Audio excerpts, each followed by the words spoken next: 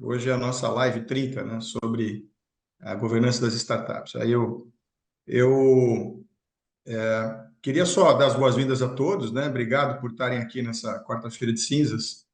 E nós vamos ter hoje uma boa visão, né, do que podemos fazer nessa área com o Gaspar. Você já conhece o Celite, acho que a maioria já conhece. Celite é o Centro de Estudos em Liderança e Governança Integrais. A gente se dedica tanto à educação, temos uma trilha completa para conselheiros, como também para a educação de acionistas, sucessores, e nós temos uma área também de assessoria e consultoria a empresas, desenvolvimento de governança, implantação de conselhos. É sempre bacana a gente estar aqui junto nessa live. A live tem o objetivo de ser bastante curta, né? Focada. Vocês podem fazer suas perguntas aí pelo chat. A gente vai tentar responder durante a live, ou se não, depois, se não der tempo, a gente pega essas perguntas, depois retransmite no nosso site, e vocês que fizeram a pergunta podem ver a resposta lá. Então, sem mais delongas, passo aí para o Gaspar se apresentar. Gaspar. Olá, Vanderlei, obrigado aí. Boa tarde a todos. Não é todo mundo ainda de purpurina, tirando a purpurina da fantasia. Prazer estar com vocês aqui falando um pouquinho sobre governança e sobre startups, que são duas áreas, né, dois ecossistemas que eu gosto muito e busco conectá-los sempre. Eu sou conselheiro há 11 anos, né? Antes disso, eu atuei como executivo. Todo o meu background na área financeira, né? Sempre focada em viabilizar o negócio. Comecei a governança, como muitos, através das empresas de capital aberto, fundos de pensão. E aí, principalmente a partir de 2019, eu conheci o Vanderlei e o Celite. Eu comecei a abraçar essa causa, que é levar a governança corporativa para as empresas de capital fechado, principalmente para as empresas familiares, né? E tive a grata oportunidade também de, depois me formar no Celite, né, ser convidado pelo Vanderlei para me tornar sócio do Celite, e aí conseguir, junto com ele, desenvolver a governança para essas empresas cada vez mais, né, e buscar, né, que a gente criasse um método ou uma cultura bem particular de governança para as empresas, né, muito mais próximo do empresário, né, e não focado só com uma governança estruturante, como a gente costuma dizer, que é normal iniciar, mas aquela governança que realmente vai instrumentalizar a empresa e levá-la para a sua sustentabilidade, para a sua perenidade. É um prazer estar com vocês aqui, né? E com dois temas que eu gosto muito. Eu sou investidor anjo também, já tem mais de 10 anos, então, para mim, é um prazer muito grato trazer esses dois mundos, como eu falei, dois ecossistemas para vocês entenderem um pouquinho mais do que é o que é efetivamente uma governança para startups. Obrigado, Vanderlei. Bom, só clarificar para todos, o Wi-Fi aí do Gaspar está oscilando um pouco, então, pelas perguntas, todos nós estamos vendo uma pouco de oscilação. Gaspar, se for o caso, se continuar, a gente pede para você desligar teu vídeo aí, né? Ou tentar um outro sistema, se você tiver. Bom, vamos começar. Eu acho que a ideia da influência, né, da governança no ecossistema de startups e scale-up seria a gente começar, Gaspar. Você explicasse para a gente, afinal, o que é uma startup, uma scale-up, né, para a gente poder conceituar e aí falar a mesma linguagem de todos. Não, legal. A startup vem do tempo de iniciar, né? Muitas empresas, né, elas foram startups no seu início, né? Mas não por isso hoje a gente conceitua essas empresas da economia tradicional como uma startup. Uma startup ela é uma empresa jovem, que ela nasce, né, com o objetivo de sanar uma dor, né? Muitas vezes essa dor nem é ainda conhecida pelo mercado, mas o founder, né, o fundador, ele movimenta isso, ele vai levar para a sociedade, né, essa solução, que é um ambiente muito instável, né, volátil, onde a probabilidade dessa empresa dar certo é muito rara, é muito pequena. Mas quando dá, ela busca um crescimento exponencial e escalável. Então, o negócio de uma startup sempre tem que ser, né, endereçar uma dor da sociedade de forma inovadora e de forma escalável também, que ela consiga crescer, né, de forma disruptiva e muito rapidamente. Esse é o conceito básico, né, para uma startup. Muito bem, acho que assim, dá para perceber que difere, né, do que é a ideia de uma pequena empresa. Então, o Gaspar conceituou bem aí, e aí vem a grande pergunta, né, mas cabe governança para uma situação dessa, né, uma empresa que está ali no seu início, é muito empreendedora, né, caberia uma governança?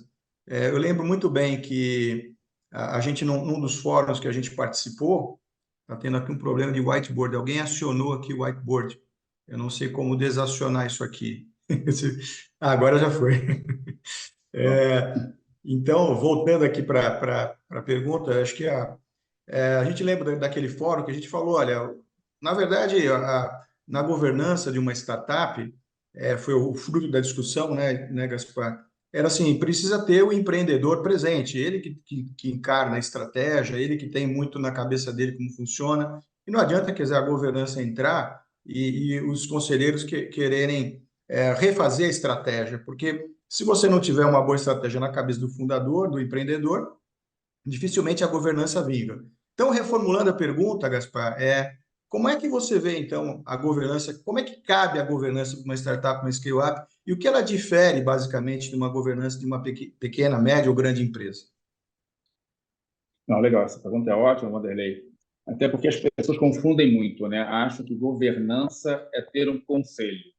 Na verdade, governança não é isso, né? Governança são uma série de instrumentos que você implementa na empresa, na startup, para que ela possa ter um caminhar mais estruturado, né, mais palpável, onde você tenha condições de acompanhar o seu crescimento e o seu resultado através de métricas, né? Onde você consegue ajudar o empresário ou o fundador, né, a distribuir responsabilidade, né, trabalhar de forma com outras empresas. É lógico que numa startup, no início, ela é muito concentrada na mão do founder, do co-founder, né? Mas ela vai crescendo. A gente lembra que a gente falou da questão do crescimento exponencial, né? A gente fala que uma startup precisa, antes de tudo, validar o seu produto ou serviço, que geralmente ele é novo, ele é disruptivo, ele é inovador, né? A gente precisa fazer com que esse sistema seja testado, o mercado seja testado, para depois ele começar a crescer. Esse período de validação é o que a gente chama de vale da morte nesse ecossistema, né? E geralmente metade das startups ultrapassa esse vale da morte. Então a governança ela vem não apenas através dos seus conselheiros, mas através de advisors, através do investidor anjo que tem que levar um pouco desse conceito de governança. E aí entra muito a governança estruturante, né? Que vai ajudar o founder a encontrar qual é o melhor mercado, qual o melhor canal de distribuição, que é o papel desse advisor de governança, ajudar a empresa a crescer, ajudar a empresa a se conectar com os ecossistemas corretos, né? Ou seja, com os seus stakeholders corretos. Então, o investidor, o mentor, né? Ele vai, através da governança, levando, né, essa instrumentalização para fazer com que a empresa consiga ficar estruturada, para ela poder crescer, né, e ser menos difícil, né, atingir esse quadro exponencial de escalar, né, de atravessar o Vale da Morte, de buscar captação através do investidor anjos ou com fundos, né, venture capitals, né? Quem é que vai investir numa empresa que não tem controle, que não sabe para onde tem que ir, né? Que não tem valores, que não tem propósito? Então, a governança ela traz isso para a startup. Aí é lógico, como a gente fala, a gente precisa respeitar a maturidade da companhia. Uma startup no início, você não pode engessá-la com uma série de instrumentos, série de ferramentas que, em geral, a gente implementa numa empresa, um negócio mais maduro, né? Ou de crescimento, uma cadência menor. Então, respeitando essa maturidade, respeitando a necessidade do negócio do founder, né, a governança é muito bem-vinda para as startups, principalmente para que ele atravesse, como eu já falei, esse vale da morte. Bacana. Eu vou passar aí para o Yuri continuar o bate-bola contigo, mas antes eu vou também colocar meu dedo aí nessa ferida, né?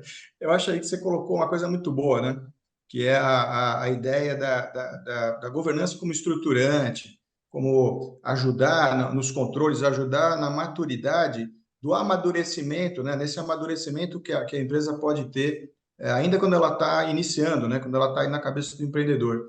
Então, muito mais essa governança ela vai estar voltada a ajudar o empreendedor, né, a se posicionar melhor, a antever passos, a realizar, às vezes, documentos que ele não realiza, como, por exemplo, um possível regimento de como que a empresa tem que funcionar, melhorar seu estatuto. Quer dizer, a governança vai olhar muito, né, para esses aspectos, para poder fazer a empresa crescer com mais solidez e antecipar alguns passos, né, Gaspar? Então, bacana. Aí passo para o Yuri aí continuar o bate-bola.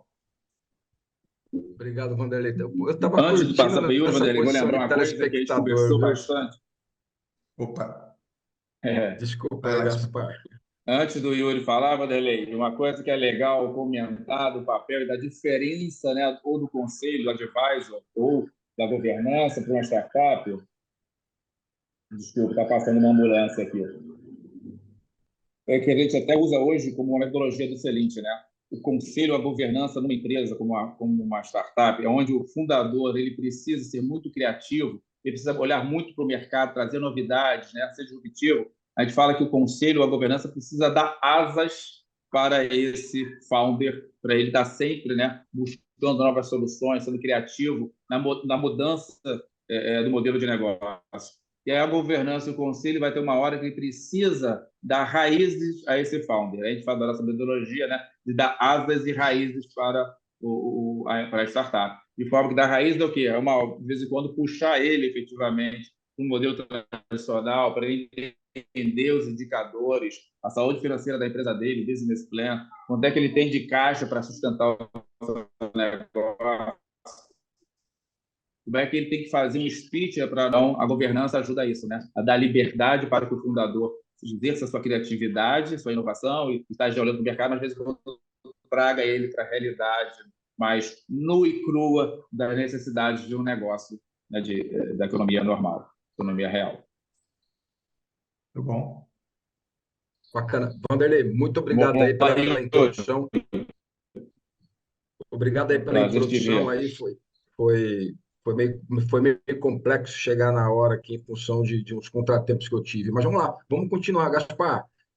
Indo na linha, né? Baseado na tua experiência aí nas startups que você tem atuado como conselheiro, né? Considerando que esse ambiente de startup, né, de scale-up, é um ambiente bastante volátil, né, cheio de incertezas, né, mas o que você percebeu que motivou esses founders, né, a buscar a governança no estágio tão cedo da organização dele? Assim, como eu falei, né, geralmente essa startup ele tem apenas um fundador ou dois, né, um co-founder, então eles são muito sozinhos e eles entendem muito do seu produto ou do seu serviço ou da dor que eles querem curar. Eles entendem pouco de negócio, né? E aí, no primeiro momento, eles sempre buscam uma governança através dos seus investidores anjo, principalmente, de forma a ajudá-los a cobrir alguns gaps de conhecimento ou da necessidade do negócio. Então, a governança vem, no primeiro momento, servir, né, os conselheiros, os advisors da governança, como pessoas que consigam conectá-los aos ecossistemas corretos, ao mercado em si, os stakeholders, né? Mas, acima de tudo, só um minutinho que o Hugo... Desculpa. Mas, acima de tudo, é isso que eu falei. Ele entende de negócio, não entende de negócio, entende de produto. A governança vem estruturar a empresa para que ele possa entender, que ele possa reconhecer, né? Que ele precisa entender de cliente, de vendas, né? De finanças. E ele, para captar, né? Ele, no primeiro momento, geralmente ele usa o capital do que a gente chama de FFF, né? Friends, Family and Fools. Depois ele vai precisar buscar capital com investidores para sustentar a empresa, para fazer ela crescer. A governança vem justamente ajudá-lo. Infelizmente, ainda, a governança das startups, no primeiro momento, enquanto elas não se tornam scale-ups, ou seja, quando elas não estão escalando o seu negócio, geralmente a governança é feita pelos fundadores e por um grupo de investidores, né? O que a gente tem, sempre tentar levar através do Celint, através do nosso conhecimento e da minha atuação, é a necessidade de levar conselheiros independentes para esses conselhos, né? De forma que eles vão trazer muito mais bagagem da área de governança para fazer com que a empresa efetivamente possa crescer de forma mais sustentável. Eu vou aproveitar aqui, Gaspar, o Hugo Pereira abriu a fila, né? E vou pegar a pergunta dele e vou abrir um pouquinho mais, né? É, explora para a gente, ou conta para a gente daquilo que você sabe do ponto de vista de sistemas de remuneração de conselheiros que atuam em startups. Ok? Então, a gente sabe que tem vários modelos, né? Então, conta para a gente aqueles que você conhece, né? E o outro ponto é a periodicidade de reuniões de conselho em startups. Legal. Eu acho que vou começar pelo mais fácil, digamos assim, a necessidade de reuniões, ela não é só para startups, né? É para as empresas também. Elas dependem muito do nível de maturidade e de necessidade do founder, né? Então, normalmente, o padrão é uma reunião por mês, né? Mas, quando ela está muito no processo inicial, quando falta muito sozinha, precisa de muita ajuda, você pode fazer reuniões até quinzenais, mas reuniões curtas e rápidas, né? Para dar de orientação e direcionamento para esses fundadores. Mas o padrão é que ela aconteça mensalmente. Em termos de remuneração, no primeiro momento, né, a startup não tem dinheiro, né? Muitas vezes o founder não tem dinheiro nem para se manter durante esse período de inicial de investimento. Então, normalmente, ele é pro bono, né? Ou os investidores, né, têm equity, né, têm um mútuo conversível, então eles trabalham pro bono, mas com interesse, né, dessa empresa valer mais, já que eles têm um mútuo conversível, né? Com o tempo, para buscar conselheiros independentes, se faz uma remuneração mais baixa para pagar o custo fixo, né? E dá um pequeno percentual da sociedade, né? Então, se dá lá 0,5%, 1%, até no máximo 3%. Por quê? Quanto mais pessoas, né, que chama de cap table, né? Quanto mais pessoas participarem, né, do modelo societário da empresa, pior fica para ela crescer a longo prazo para buscar fundos, venture capitals, que não gostam efetivamente de um cap table muito diluído. E você também não pode diluir o founder, né? Senão ele acaba se vendo assim, hoje eu tenho 80%, 100%, daqui a pouco 50%, daqui a pouco você fica com 30%, 20%, ele acaba se desmotivando. Então, é importante que o conselho saiba que ele pode ter equity, mas é uma parcela muito pequena. Com o tempo, ele precisa aumentar o valor fixo dele, né? E manter o equity pequeno. E aí é lógico, né? Eu acho que nesse modelo de conselhos consultivos, né, nas empresas fechadas, o importante é o combinado, né?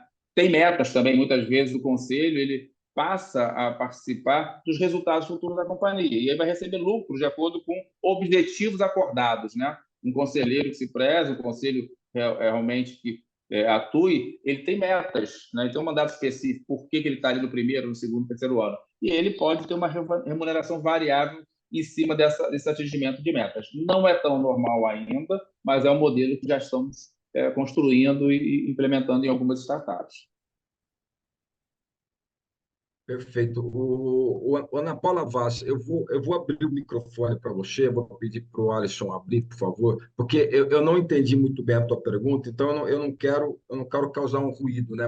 Mas eu acredito que você tenha feito essa pergunta num contexto, né? Por isso que eu não consegui fazer a ligação. Você pode fazer a pergunta, por favor?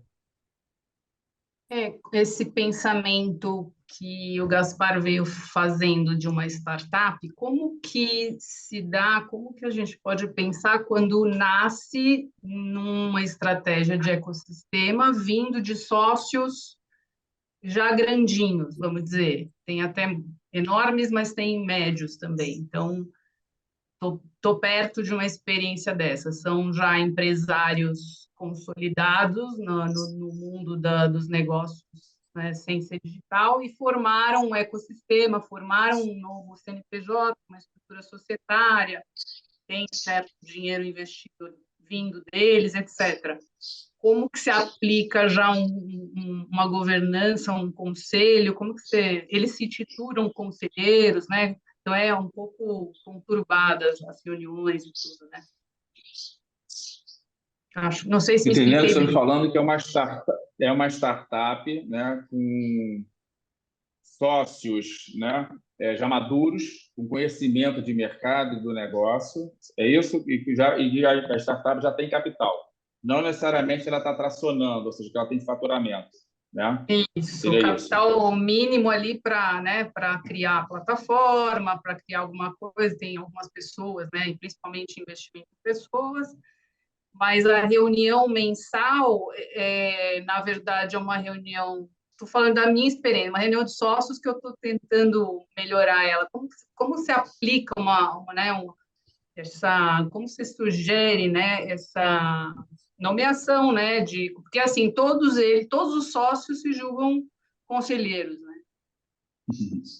Eu acho que a principal ponto é explicar um pouco das diferenças, né, do papel do sócio enquanto executivo da startup, ele está atuando, executando o trabalho, né? O papel dele enquanto pode vir a ser conselheiro, não necessariamente pode ser um conselheiro, e uma parte que quando eles são sócios, né? São 3 atividades que eles podem ter, que eles têm que entender que eles vão ter que exercer essas funções em momentos e em fóruns diferentes, fóruns adequados. Então, eu tenho que explicar por isso. E aí tem que olhar quem são os sócios. Todos os sócios não, podem ser executivos e com certeza são sócios. Não necessariamente serão conselheiros. Qual é aquele que efetivamente realmente conhece de governança, que tem condições de aportar estrategicamente, né? Ele consegue antecipar visões, antecipar de mercado, né? Ou seja, ele vai contribuir com uma visão estratégica de negócio e não com o dia a dia da operação. Esse que ele pode contribuir com o dia a dia da operação, ele pode atuar como executivo na empresa, né? E sempre como sócio em reuniões e fóruns específicos. E aí, Ana, é a importância de você trazer um membro externo, né? Um conselheiro profissional independente externo, para trazer esses conceitos e ser o fiel da balança, né? Ser a pessoa neutra, independente, que vai estar efetivamente explicando e norteando, né, os demais sócios, que eles não precisam estar fazendo parte a todo momento de todos os fóruns. No limite, serão só sócios, alguns executivos e poucos conselheiros. Porque o conselho, principalmente consultivo, ele não é deliberativo. Ele até pode ter uma alçada específica, mas ele é muito mais de recomendação, né? E as definições estratégicas que impactam o negócio, de acordo com a política, né, que vai ser elaborada, vai estar na Assembleia de Sócios, não no Conselho. E aí é importante, né, ter essa política. O primeiro papel que o Conselho deve fazer, quando isso já não foi feito por uma assessoria, é uma política de alçadas, é o regimento interno, é definir esses papéis, né, de cada um nos seus fóruns adequados. Joia, obrigada. Obrigado, Ana, pela ajuda. O Gaspar, eu vou fazer a junção da pergunta do Mauro e do Edgar Monteiro, porque elas têm o mesmo ponto, né? E aí eu vou fazer a conexão com a figura do conselheiro atuando ali como mentor na gênese da startup, né? Mas o que eles trazem aqui é o seguinte: eles percebem que naquelas rodadas de investimento, uma dificuldade muito grande do founder, né? Em comunicar o propósito da própria startup. Então, falta uma base ali de comunicação, uma base de marketing, né? Então, o ponto é, como que você ver um conselheiro, né, ou um mentor na gênese ali daquela governança, auxiliando esses founders no processo de comunicação e marketing? Nossa, que responsabilidade é essa? Lembra quando eu falei que no início de uma startup, mais do que um conselho, né, ele tem que ter advisors, mentores, investidores que tragam, né, essa questão de entender a necessidade do founder da empresa em cada momento, né, implementando essa governança, ou implementando a identidade, né, da empresa, que são os valores, a missão, a visão e o propósito. Eu acho que isso é um papel fundamental que os mentores podem exercer. Eu vejo isso com muito bons olhos e é vital isso para que o founder ele entenda melhor, né, de por que ele está ali, o que ele tem que fazer, né, ter essa visão mais de longo prazo. Eu acho que existe um romantismo um pouco muito forte no Brasil, acho que é devido à imaturidade ainda do ecossistema, que 99%, pelo menos, né, não existe essa estatística, mas eles entram querendo fazer um êxito, né? Eles já abrem uma startup com um sonho de se tornar bilionários, né, de se tornar um unicórnio. E tem que entender que a startup ele não tem esse propósito. Ele pode até ter esse objetivo, mas o propósito tem que ser muito maior do que isso. Esse propósito é que vai ajudar a nortear a forma como você vai estar buscando investidores, que não é só o dinheiro, como é que você vai estar mentorando, como é que você vai estar buscando um bom fundo. Sempre pessoas do seu ecossistema que vão ajudar ao seu desenvolvimento. Perfeito. Gaspar, vou fazer um link com a próxima pergunta aqui do nosso script, né? Que eu acho que esse ponto que que eles trouxeram tem muito a ver, né? Nesse bolo, né, de startups, né, de empresas aquelas que estão começando, né, com baixa maturidade de governança, né? E quando elas fazem um movimento, né, um movimento não assessorado de estruturação de governança, né, eles acabam escolhendo ou definindo conselheiros que replicam a própria estrutura, como assim, como se fosse mais dos mesmos, né, e não no modelo de complementação daquilo que tem deficiência, né? E também tem uma mistura, né, do papel do conselheiro, do founder, do mentor, né? do, enfim, de alguma pessoa que esteja ajudando nesse processo de desenvolvimento da governança, né? Como que você vê esse papel de separação, né? Das responsabilidades, né? E na estruturação desse conselho visando, né? A junção de complementariedades das dificuldades que essas empresas têm, como, por exemplo, essa questão de comunicação e marketing. Então, eu acho que é de suma importância, né? Isso geralmente acontece justamente pela carência que eu falei no início de conhecimento do founder do negócio. Ele entende produto e serviço, não entende de negócio e buscam conselheiros ou investidores que possam cobrir essa lacuna, esse gap deles. E aí, por um problema de conhecimento de governança, seja por parte dos investidores, seja por parte do founder, eles acabam criando, né, esses conselhos que, na verdade, não agregam em termos de governança, é muito mais pessoas que vão estar ajudando eles como executivo da service do que realmente conselheiros.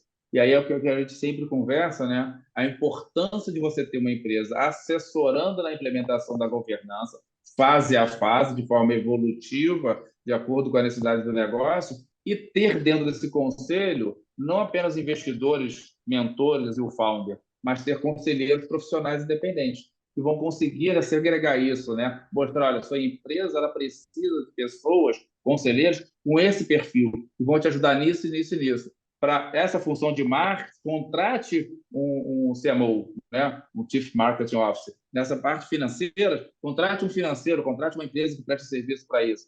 Conselheiro não é para atuar, né, como executivo as a service. Ele é muito mais do que isso. Ele precisa pensar muito mais estrategicamente e menos operacionalmente.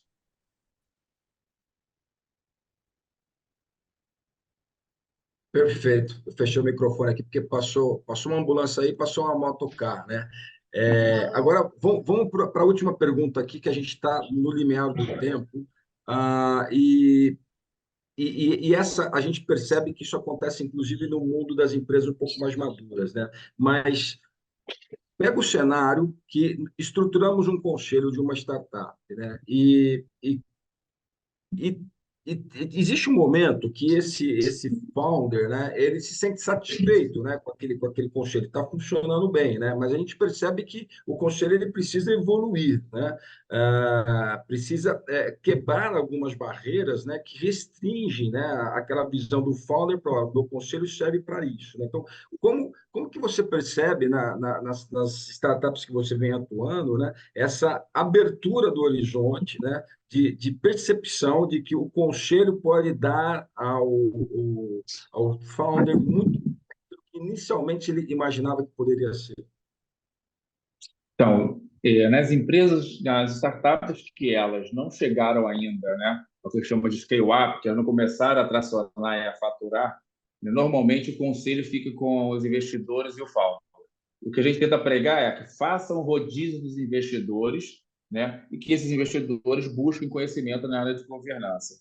E com o tempo, né, a gente precisa realizar uma avaliação desse conselho, né? Que aí a gente vai mostrar que vai ter a necessidade de inserir novos membros, né, de preferência independentes, para fazer com que esse conselho evolua, né, junto com a empresa, senão ele acaba fazendo parte do problema, né? Você está ali 3, 4, 5 anos vivendo aquilo desde o início, muitas vezes sem o conhecimento necessário de governança, você passa a atuar como executivo e você não consegue ajudar no crescimento da empresa. Você não consegue, né? Você traz resultado, mas você não está criando valor para a empresa. A grande diferença, né? Valor, né? O valor dessa empresa. A gente tem que lembrar que a startup, né, em termos conceituais, ela quer buscar um crescimento no curto período de 32 vezes o EBITDA dela, né? E só tendo membros, né? Olhando de forma estratégica, olhando o mercado, olhando inovação. E aí, os mandatos eles precisam ir mudando o perfil do conselheiro, né? Porque no momento da startup precisa de alguém de marketing, como você estava citando, no momento talvez precise de alguém de M&A, alguém que capte fundos, em outra hora vai precisar de alguém de gestão, porque vai ter que implementar um modelo de remuneração atrativo e de retenção. Então, é saudável que você esteja sempre alguns independentes trazendo esses conhecimentos, né, para que o negócio se mova e se alavanque automaticamente em cada fase da startup, que a necessidade dela vai mudando, né, ao longo do tempo. Perfeito. Gaspar, Mas a muito obrigado aí. avaliação, Yuri, a avaliação do conselho e dos conselheiros, da performance, é bem importante. Por isso que lá atrás eu falei, o conselheiro, ele precisa ter um mandato, ele precisa ter um objetivo a cumprir, senão não vai agregar valor. E aí você tem que avaliar se esse conselho está efetivamente agregando valor como você esperava. E aí troca, né? Perfeito. E o conselho também tem que ter meta. Mas vamos lá. Chegamos ao final aqui, Gaspar. Muito obrigado aí pela sua doação de tempo, doação de conhecimento. Entrego para você aí fazer o seu encerramento. Aí você me devolve aqui para fazer as considerações finais, por favor. Não, legal. Não, acho que o importante a gente dizer é que governança, né, ela é uma só, em termos de conceitos básicos, né? Mas, como a gente sempre prega, ela precisa ser adequada ao momento e à necessidade da companhia. A uma startup, principalmente, né? Os valores, a cultura, a gestão de uma startup, ela é muito diferente de uma empresa madura ou de uma empresa com uma cadência diferenciada. Então, você precisa realmente buscar esses conceitos para aplicar corretamente, né? E aí, quando você vai investir, né? Muitos de nós aqui estamos em transição ou transitamos de carreira há pouco tempo, buscam um negócio para investir, busquem já startups que têm essa função, né, que têm essa visão de governança, onde seus conselhos, os seus investidores tenham conhecimento também, né? É o famoso smart money, né? Não é dinheiro pelo dinheiro, não é dinheiro só que vai ganhar. Então, e se aprimorem, né? Busquem, por mais que vocês estão vendo muita gente aqui fez o PFC, fez o Concertif, né? Mas façam, né, o curso de governança para startup, façam outros que são específicos de cada negócio. Perfeito, Gaspar. Muito obrigado. Né? A gente avança com vocês porque na próxima live, eu e Gaspar vamos estar juntos de novo, só que nós vamos falar de outro assunto agora, vamos falar de finanças. Né? Finanças no conselho, uma metodologia para poder acompanhar os resultados da empresa. Mas essa live vai ser excepcionalmente na terça-feira, não na quarta. Né? Vai ser uma quebrada da nossa rotina, né? Em função aqui do nosso calendário. A gente teve que colocar essa live na terça, não na quarta. Mas vai ser no mesmo horário, 18h30. Né? Aproveito e lanço para vocês de primeira mão. Né? Consegui fechar aqui com o Vanderlei. O Vanderlei vai ser o primeiro nem vai ser entrevistado, vai ser o primeiro palestrante, né, de uma série nova que nós lançamos, né, vai chamar Master 45, vai ser às quartas-feiras também, vai durar 45 minutos e vai ser um modelo onde sempre uma figura que domine um assunto, né, relacionado à governança, que não está no escopo das nossas lives 30, fará uma palestra a respeito desse assunto. Depois a gente abre, né, vai ter uma intermediação, né, mas a gente abre, né, para que a plateia possa fazer perguntas, né, e a gente encerra o ciclo em 45 minutos. Então, é um outro modelo, né, de lifelong learning aí, aberto aí para todos os alumni, né, excelente, né? E público em geral também que estiver interessado em governança. Então, dia 28 de fevereiro, né, é a estreia do programa, mas vocês já estão sabendo de primeira mão. E só para lembrar, a formação de governança em startups, que o Gaspar é o grande instrutor, começa no dia 12 de março. Então, se alguém tiver interesse, né, ainda dá tempo. Então, muito obrigado aí pela paciência e pela dedicação de vocês, gente. Até a próxima. Até terça. Abraço a todos. Prazer em vê-los. Um abraço, gente. Um abraço.